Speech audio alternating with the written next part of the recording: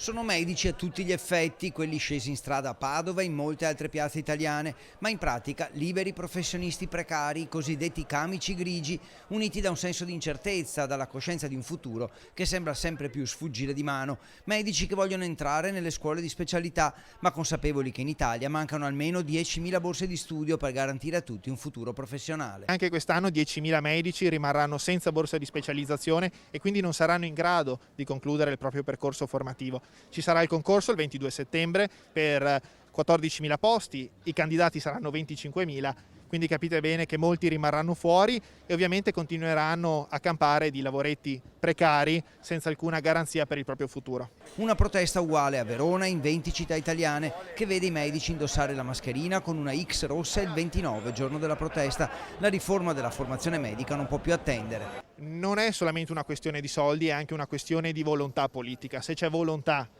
nel fare le cose, sicuramente si trovano i mezzi e i modi anche per farlo. Per questo chiediamo alle regioni, alle istituzioni, al governo che ci ascolti, che ci riceva, perché noi siamo pronti per esporre quelle che sono le nostre problematiche. Occorre finanziare subito un numero congruo di contratti di formazione per medici specialisti e annullare l'imbuto, possibile solo con il raggiungimento di un rapporto 1 a 1 tra candidati e contratti di formazione, una formazione di qualità insomma, ma accessibile a tutti.